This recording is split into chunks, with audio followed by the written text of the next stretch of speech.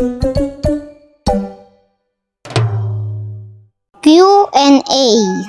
Okay, simulan na natin. Wala nang patumpik-tumpik pa. Huwag na nating patagalin.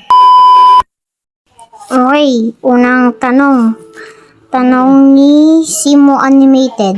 At ang tanong niya ay sino yung naging inspiration mo sa pag-animate?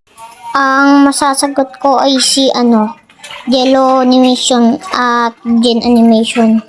Dahil ang gaganda ng mga animation nila. Okay, next question. Galing kay Animation. Sino ang mga kakilala mong nagsusuporta sa'yo at sinasamahan ka sa mga journeys mo? Ang mga kakilala ko ay yung mga beginner animators din.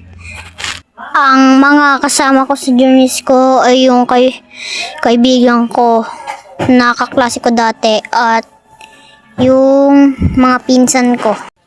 Okay, next question naman galing kay Eric Animations. Ano ang mga ginagamit mong app sa pag-animate at paano gumamit nun?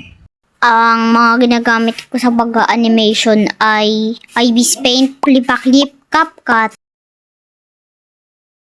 At ituturo ko na kung paano ko ginagamit ang mga app na yun. Una, nagdo-drawing ako sa IBIS Paint na parang ganito.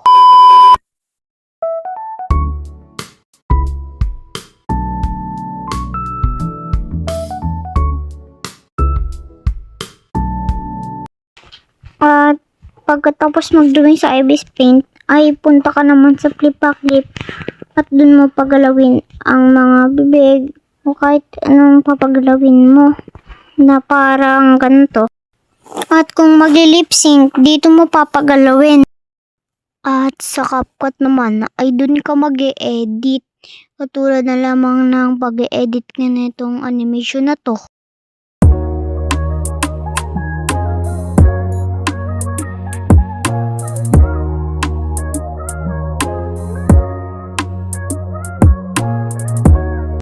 At ang next na tanong ay tanong ni John Paul. Ano ang apps na ginagamit ko? Nasabi ko na kanina. At anong pangalan ko? Ang totoong pangalan ko talaga ay Zep. At kung paano naging Zep ang pangalan ko dito sa YouTube ay dahil inalis ko yung Z at H. Kaya naging Zep ang pangalan ko dito sa YT.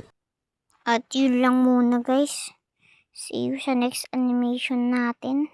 Salamat sa panonood. Shoutout na pala tayo guys. Thank you sa pagsuporta at pag-nood dito sa animation natin. At thank you sa mga nagpa-shoutout. Maraming salamat sa panonood. See you sa next animation natin guys.